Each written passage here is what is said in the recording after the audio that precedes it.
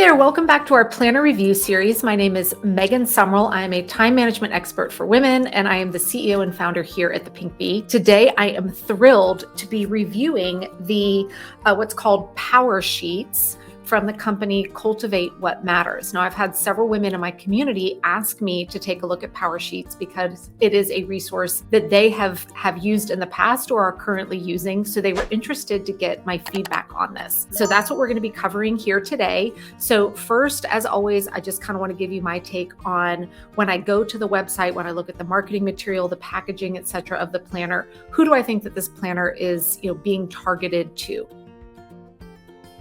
It definitely is one that I would say is targeting for women. When you go to the website, which is beautiful, by the way, and you look at their blog posts in particular, it definitely is marketing more towards women. And I would say specifically with the name of some of their products, some of their articles, very much women looking for intentional living, goal setting, goal driven. And so all of that for me personally, very, very appealing. Now, I usually discuss if the planner has size options or not. So when you go to Cultivate What Matters, you'll see they have a number of different types of planners. So today I'm only going to be focusing on the 2023 Powersheets, the full year Powersheets planner. So with this specific planner, no, there are not size options. There's just color options for the binder. They do have, I think it's important to note, a 90-day version of these Powersheets, and I'll explain the subtle difference on those later. So just want to let you know when it comes to this specific planner, no, there are no size or differences.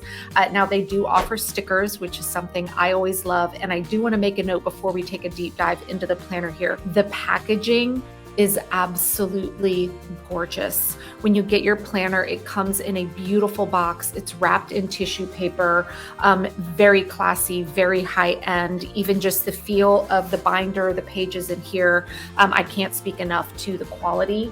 And then I got a little sticker book that came with it as well. This is specifically the goal setting sticker book. Again, very high quality stickers, and all of them offer color coding. And the stickers were intentionally built to use with the planner. The shapes and all that align with it. So a lot of thought, a lot of just very high-end, really nice material when we look at how they are marketing and packaging the planners. All right, so let's go ahead and take a look inside the planner. First, I'm just going to walk you through the layout of it at a high level. Then we'll come back and do a deep dive on each of the sections. Now, I will say, this is not exactly what I was expecting once I took the deep dive in the planner. So at the beginning, it does have a really nice pocket page at the front of the planner instead of at the end. And then the whole first section of the planner, I'm not going to read every page for you here, but the front end of the planner before we get to the actual monthly pages kind of guides you through a process, because this is meant to be used for an entire year, of doing some reflection. And they have different categories around mindset. They have you do some work on boundaries, which I think is awesome. I don't see many people include this with their planners. I love it when I see that. They guide you through exercises. They don't explicitly call it core values, but that's kind of what it's guiding you through. And one of the things I loved about a lot of these brainstorming, reflective things like that is that they really are making you think about all areas of your life, not just work, not just task oriented. So there's a lot of pages up front. We'll go through a couple of them here in a few minutes. Then it shifts to the core part of the planner, which is the monthly pages. Now, here's what's a little bit different. Instead of it just being the traditional monthly layout grid, each month has the following pages. It has a section for preparing, then it has your monthly grid, then it has an area for brainstorming, then what they call your tending list, and then your month in review. So all of that comes with each month. And then at the end of every quarter, they have an area before the next quarter where you do your quarterly refresh, where you go back, kind of look at how did you make progress on your goals, and then setting forward for the next quarter. That's the rest of the planner. Now you'll notice I'm not mentioning any actual weekly or daily planning pages. That is not what this full year Powersheets planner is for. And I kind of went back and did a double take. I was like, well, where are like the weekly or daily pages that usually come with a planner? That's not included here, but that's not necessarily a bad thing. And we'll get to that in just a few minutes. But first, let's go ahead and circle back and take a deeper dive into each of the sections inside of the Powersheets planner. All right, so there's a lot of juicy stuff at the beginning of the planner. Again, I'm not going to go through every single page and talk to it, but I'm going to kind of skim over the types of things that you're going to be planning on at the beginning of your year. So it has brainstorming your year before, has you thinking about how you might want to break free from distractions, things that might be holding you back, what gets you excited, what kind of fires you up. And I love that they guide you through this. I do a similar process in my annual planning. Members in my Planapalooza community are familiar with this. They have you looking at the past, the previous year, which I think is so important as well. And then really taking an assessment of where you are today in these different categories: community, family, finances, fun, important, health and wellness, home and spaces, spiritual and personal growth, work and learning. I always have a love-hate relationship with kind of forcing into those categories. I love that they want you thinking about all of that, but I know for my overthinkers out there, sometimes people get too caught up into what category different things fall in. So just word of caution on that. Then really working on cultivating your mindset, working on self-talk, working on what matters most, kind of your core values. Then it goes through a big picture visioning exercise where you again go through all of those different categories, thinking about how you want to live in this season of life. Then the area that I really love around making decisions, where they're really talking about boundaries, what I'm saying yes to, what I'm saying no to. They're guiding you through a process to help you choose your focus, to try and simplify down, and then making a rough draft of what you want your goals to be for the year. And then we go into several pages of a goal action plan. So each goal has this full spread, fantastic, that makes you write down what is your goal. Why are you motivated? That's one of the key things that I think you have to have in place for success in your goals. Then it has you kind of mapping out a way to break down your goal and then an area to track progress. For people who are brand new at goal setting, I think this is a great place to start. There are a few little tweaks that I might make as you level up. You're really getting it into an action plan, but I think this is a fantastic start.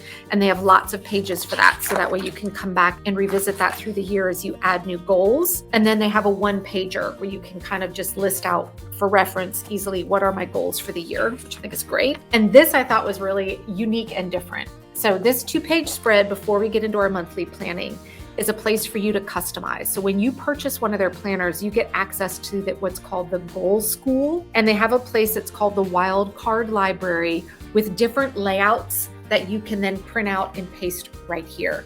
And I think that's a really unique differentiator here on being able to customize this planner for things that you may want to really lean into and track. So that's kind of a deeper dive in the pre-planning part of your year. Now we're going to take a deep dive and look at these monthly pages. All right, so let's look at what we're doing here with each month. So at the start of each month, there's a page that's called Prepare Well. And this is your place to jot down your important to-dos, what you're excited for, what's on your mind, what you're hopeful to, and then boundaries, what I'm saying no to, what I'm saying yes to. I worry here that this important to-dos, that people will want to start making this like an area to track 8,000 tasks.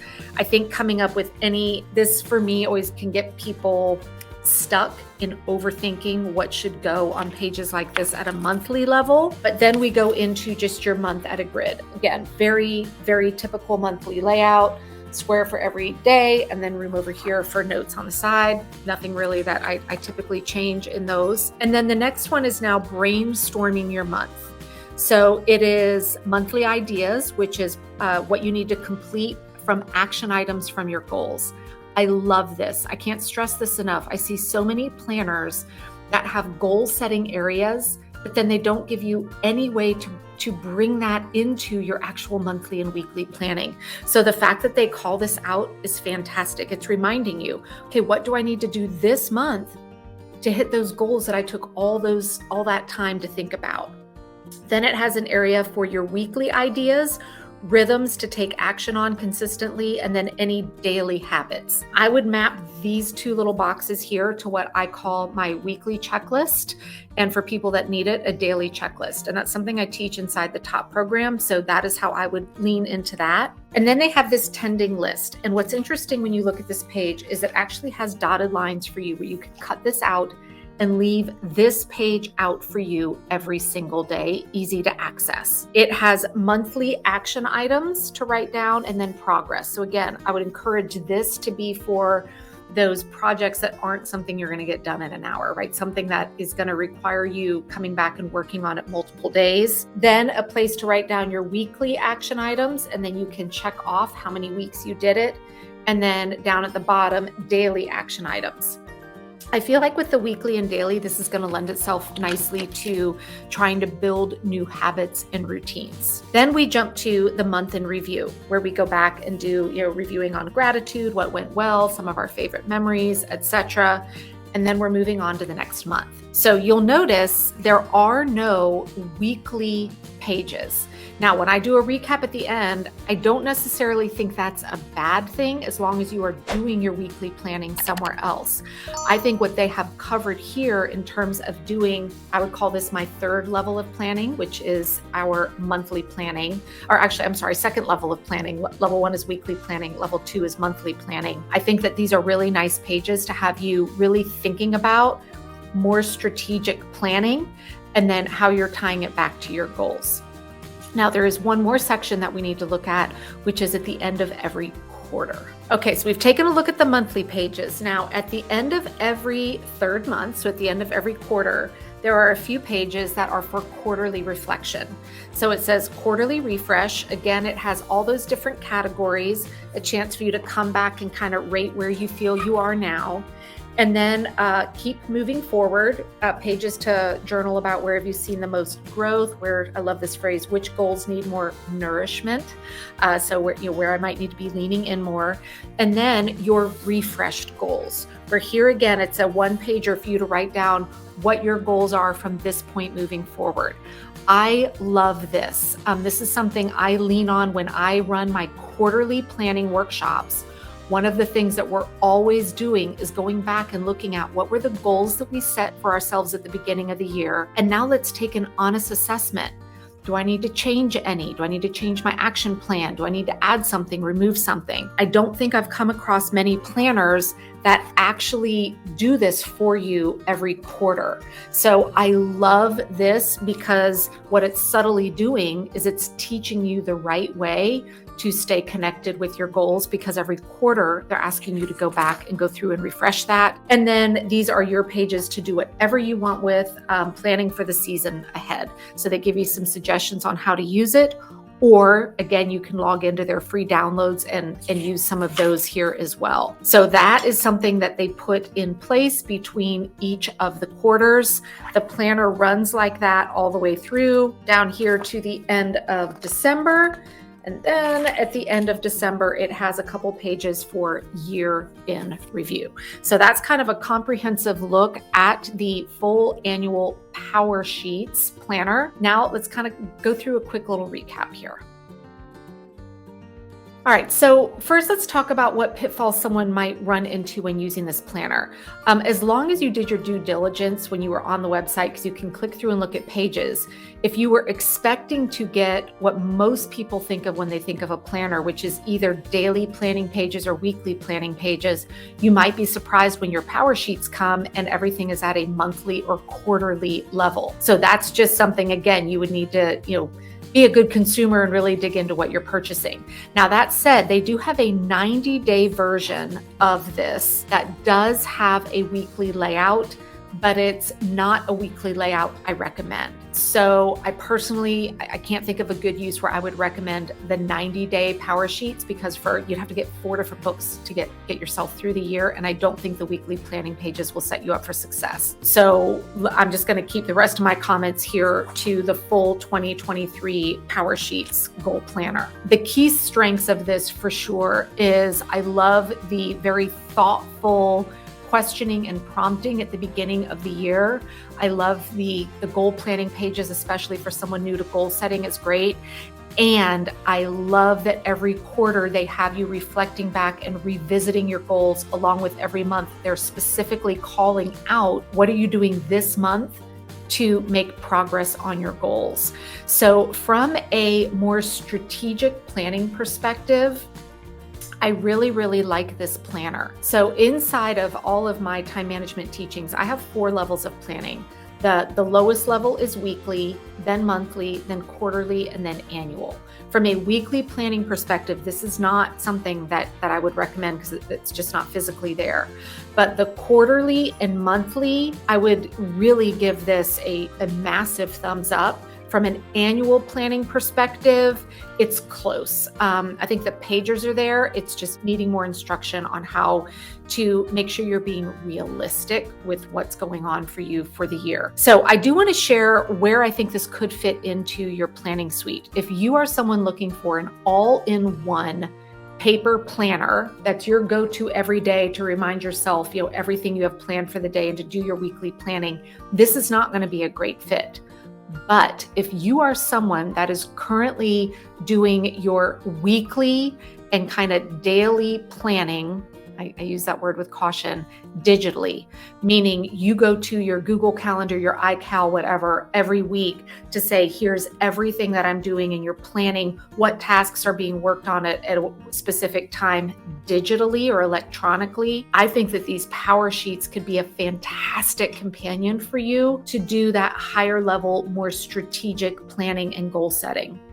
Because the pieces of the calendaring software systems don't guide you through this. They don't give you that kind of, goal tracking, progress tracking, all of that very well. So for those of you that do your detailed weekly planning fully digital, I think that looking at bringing in the power sheets as an addition to your planning suite could be a fantastic addition for you. Hope you found this helpful, and I will see you back here for our next planner review.